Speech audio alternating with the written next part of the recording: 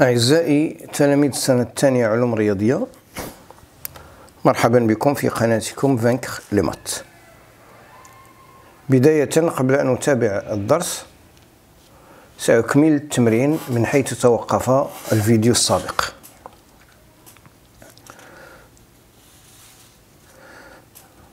Nous sommes arrivés à la question B de la troisième question, montrant que, quel que soit n appartient à n, in est compris entre 0 et pi sur 6 à la puissance n. Alors pour quel que soit x appartient à l'intervalle 0 per 6, on a cosinus 3x est compris entre 0 et 1. Car عندنا x محصورة بين 0 و pi sur 6 signifie que 3x محصورة ما بين 0 و pi sur 2. Donc cosinus 3x محصورة ما بين 0 و 1. Et on a x محصورة بين 0 و pi sur 6, ce qui implique que x à la puissance n محصورة بين 0 ou pi sur 6 à la puissance n.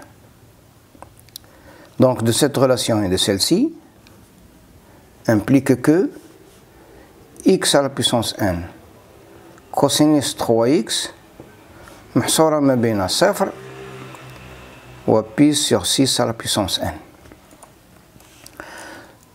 Je passe à l'intégrale 0, l'intégrale de 0 à pi sur 6 x à la puissance n cosinus 3x dx inférieur ou égal pi sur 6 à la puissance n, c'est une constante, je peux la faire sortir à l'extérieur de l'intégrale, l'intégrale de 0 pi sur 6 dx, ce qui implique que l'intégrale de 0 à pi sur 6 x à la puissance n cosinus 3x dx est compris entre 0 et pi sur 6 à la puissance n fois pi sur 6, c'est pi sur 6 à la puissance n plus 1, et vous avez pi sur 6, puisque pi sur 6 est inférieur, compris entre 0 et 1, pi sur 6 à la puissance n plus 1 est inférieur à pi sur 6 à la puissance n.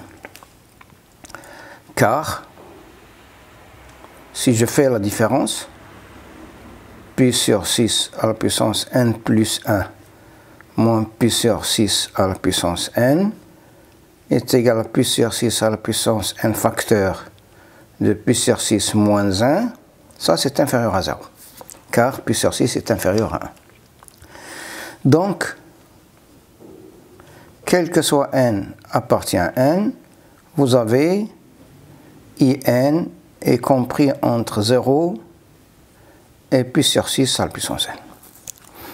On a la suite in est décroissante, minorée par 0, donc la suite in est convergente. De plus, vous avez, puisque pi sur 6 est compris entre 0 et 1, alors limite, lorsque n tend vers plus l'infini, de pi sur 6 à la puissance n est égal à 0. Donc, d'après le théorème de Gendarme, donc, limite de in, lorsque n tend vers plus l'infini, est égal à 0. Je passe maintenant à faire la suite de la leçon. Je vais parler aujourd'hui du calcul d'air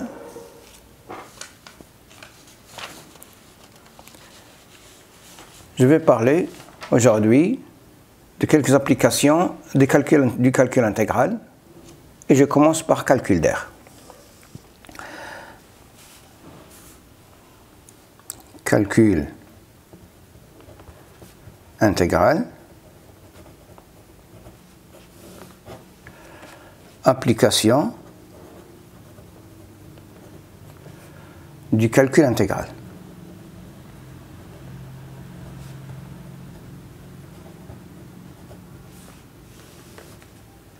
Calcul des airs. Alors رأينا في فقرة سابقة من هذا الدرس مرت معنا، وهي l'interprétation géométrique de l'intégrale. قلنا بأن مساحة الحيز من المستوى المحصور ما بين التمثيل المبياني للدالة ومحور الأفاصيل والمستقيمين اللذين معادلتهما x يساوي a و x يساوي b. هذا الحيز هذا المساحة ديالو هي الانتغرال entre a et b de f لx دي x. بقي نوضح بأن هناك نوعين من المساحة. عندنا المساحة الجبرية وعندنا المساحة الهندسية. شفتوا سابقا نفس الشيء بالنسبة للمسافة. هناك نوعين من المسافة، أن المسافة الجبرية التي يرمز لها بالرمز مثل الجبرية بين نقطتين، مسافة بين نقطتين، وعندنا المسافة الهندسية، عندنا نقطتين، هذا مستقيم مدرج، النقطة A والنقطة B. المسافة الجبرية بين النقطتين A و B التي يرمز لها بالرمز la mesure algébrique de AB. والمسافة الهندسية التي يرمز لها بالرمز AB اللي هي القيمة المطلقة ديال المسافة الجبرية. وعندما نتكلم عن المسافة هكذا بشكل مجرد فإن المقصود من ذلك المسافة الهندسية وليس المسافة الجبرية. نفس الشيء يتكرر معكم بالنسبة للمساحة. المساحة الجبرية هي l'intégrale de AB de fx dx، والمساحة الهندسية هي l'intégrale de AB de la valeur absolue de fx dx. وعندما تجدون في التمارين احسب المساحة هكذا بشكل مجرد فإن المقصود منها هو المساحة الهندسية. وعليه إذا كانت f دالة موجبة على المستقيم على القطاع AB موجبة، يعني هكذا موجبة، عندنا A B، هذا CF المستقيم. مساحة هذا الحيز في هذه الحالة غيكون عندنا القيمة المطلقة ديال f لx هي f lx، وبالتالي الانتغرال دو A B القيمة المطلقة ديال f lx دي lx يساوي الانتغرال دو A B دو f lx دي lx. في حالة إذا كانت عندنا CF نيجاتيف، إذا كانت f دالة سالبة على المجال AB، سالبة على المجال AB يعني غتكون سالبة. المساحة الحيز المحصور بين السي F ومحور الأفاصيل والمستقيمين x يساوي A x يساوي B هو هذا. عندنا القيمة المطلقة ديال f لx بما أن f سالبة هي موان f لx. موان f لx هي مماثلة التمثيل المبياني ديال سي موان f، هي مماثلة هاد البارتي بارابور على لاكس دي زابسيس. وكتلاحظوا بما أن هذه هي السي ديال القيمة المطلقة ل f اللي هي السي ديال موان f. ولاحظوا بأنه لأنهم متماثلين، إذا قد المساحة ديال هذا الحيز قد المساحة ديال هذا الحيز، بمعنى أن يكون عندنا لانتيغرال دو أ بي القيمة المطلقة ديال اف لإكس دي لإكس هي القيمة هي لانتيغرال دو أ بي ديال موان اف لإكس دي لإكس، هما بحال بحال. بقي أن نوضح حالة خاصة، وهو كيفية حساب مساحة الحيز المحصور بين منحنيي اف و جي. عندنا الدالة سي ل اف وعندنا سي ل جي، وبغينا نحسبوا مساحة الحيز المحصور بين المنحنيي اف و جي وبين المستقيمين اكس يساوي ا و اكس يساوي بي. اشنو المعمول؟ هو اننا نحسبوا مساحة هذا الحيز اللي هو لانتيغرال دو ا بي دو اف لإكس دي لإكس. هنا خديت اف و جي دالتين موجبتين تسهيلا للشرح. اذا ناخذ هذا المجال هذا كله ونقصوا منه هذا الجزء اللي هو لانتيغرال دو ا بي دو جي لإكس دي لإكس يساوي في نفس التكامل اف لإكس ناقص جي لإكس دي لإكس. وهنا مثال بأن اف كبر من جي، إذا هذه القيمة راه موجبة، إذا جو بو أجوتي لا فالور أبسولو دو اف لإكس. بعد هذا التقديم للفقرة من الدرس سأحرر القاعدتين في هذه الفقرة. Alors, proposition numéro 1. Alors, soit f une fonction continue sur l'intervalle AB avec A inférieur à B, et CF, sa courbe représentative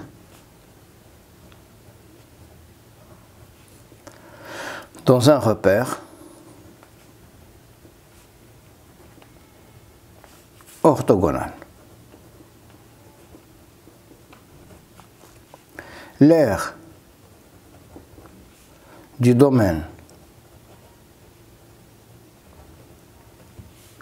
délimité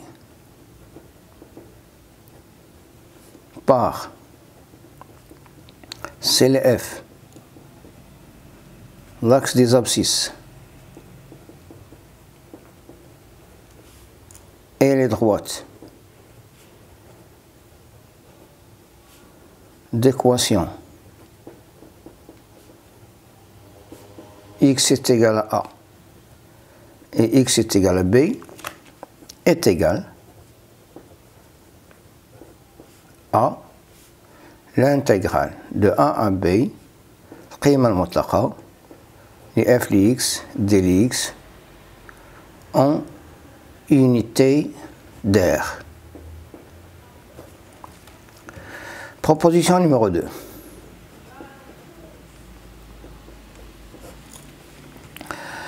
Le plan étant rapporté à un repère orthogonal, soit f et g, deux fonctions continues sur l'intervalle AB avec A inférieur à B. L'aire du domaine délimité par CLF, CLG et les droites d'équation x est égal à A et x est égal à B A, l'intégrale de A à B, la valeur absolue de f de x moins g de x dx en unité d'air.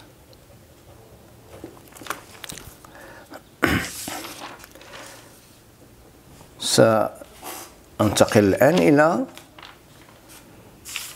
إلى حل التمرين التطبيقي الوارد في الصفحة 262 من المقرر المفيد.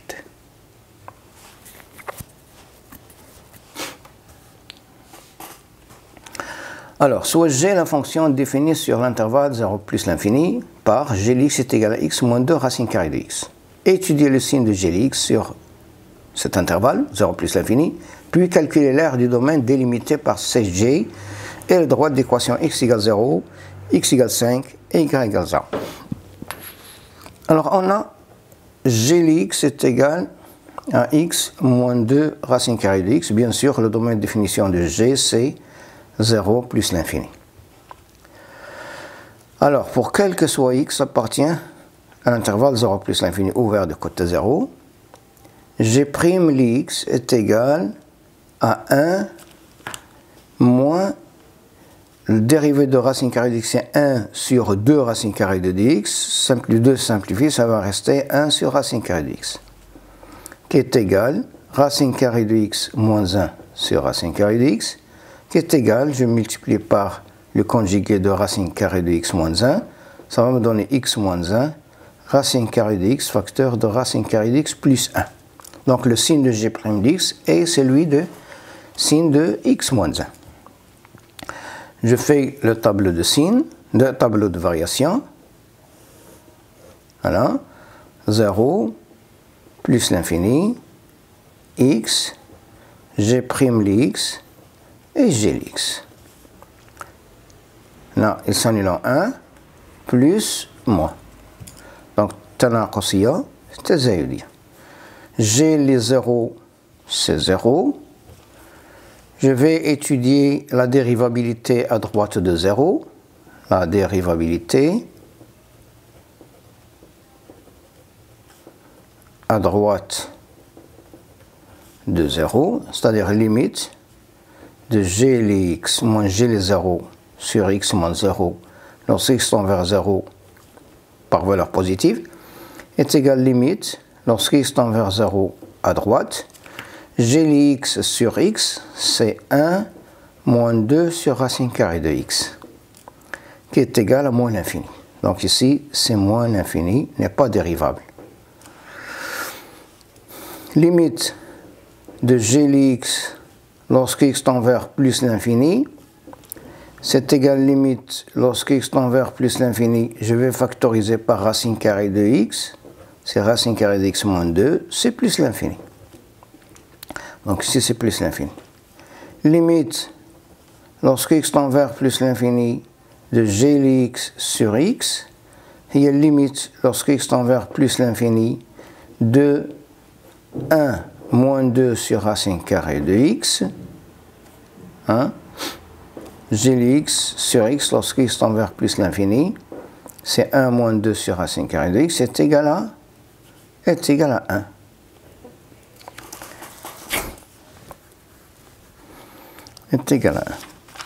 Et limite,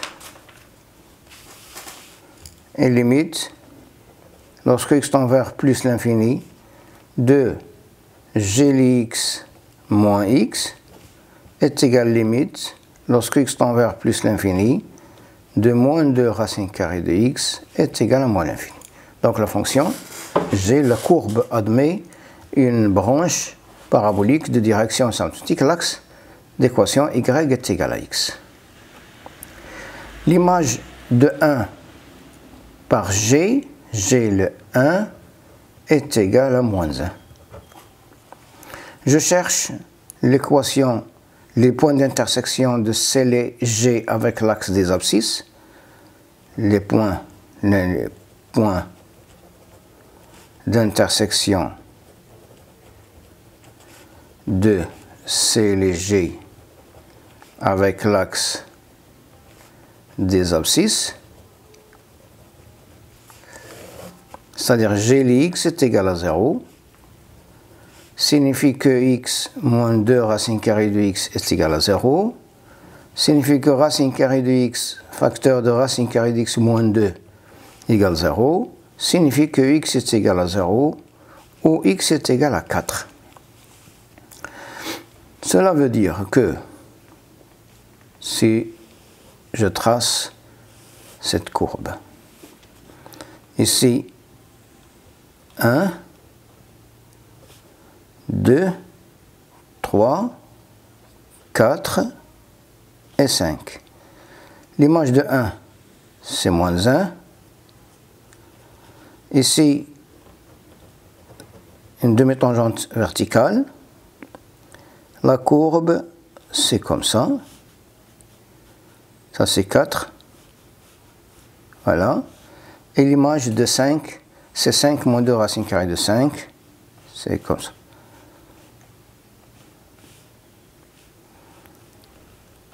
Voilà. Donc, f, quel que soit x, appartient à l'intervalle 0, 4, vous avez g de x est inférieur ou égal à 0. Et pour quel que soit x appartient à l'intervalle 4 plus l'infini, g de x est positif. Il nous demande de calculer l'aire du domaine délimité par C et G, la courbe, les droites d'équation x est égal à 0, les voies la droite, l'axe des ordonnées, l'équation, la droite d'équation x est égal à 5, voilà, x est égal à 5, et la droite d'équation y est égal à 0, c'est l'axe des abscisses. Donc, il nous demande de calculer l'aire de ces domaines-là. Donc, l'aire de 0 à 5, la valeur absolue de f de x de x est égale. L'intégrale entre 0 et 4 de la valeur absolue de f de x, c'est moins f de x, g de x de x, plus l'intégrale de 4 à 5, g de x de x, qui est égal à moins l'intégrale entre 0 et 4 de x moins 2 fois racine carrée de x de x, plus l'intégrale entre 4 et 5 de x moins 2 racine carrée de x de x. Vous avez une primitive de racine carrée de x à la puissance racine carrée de x, et x à la puissance 1 demi. L'intégrale est là, il y a 1 sur 1 demi plus 1, x à la puissance 1 demi plus 1. Il y a 2 tiers fois x à la puissance 3 demi, c'est racine carrée de x à la puissance 3. Donc ça c'est égal, moins, entre crochets, x au carré sur 2, moins 4 sur 3, racine carrée de x à la puissance 3, pris entre 0 et 4, plus l'intégrale, plus entre crochets, x carré sur 2, moins 4 sur 3, racine carrée de x au cube, pris entre 4 et 5. Et je remplace par 4, puis par 0. Ici, c'est égal à moins 16 sur 2, c'est 8, plus 4 à la puissance 3, plus 4 à la puissance 3, c'est 16 moins 16, 32, c'est moins 32 sur 3. Plus, je remplace par 5, c'est 25 demi. Ici c'est 0, je remplace par 0, c'est 0. 25 demi, moins, c'est 5, c'est 20 sur 3, racine carrée de 5, moins 4 au carré c'est 16, c sur carré c'est 8, plus, ici c'est 4 fois c c'est 32, 32 sur 3, et c'est à vous de terminer le calcul. Merci pour aujourd'hui.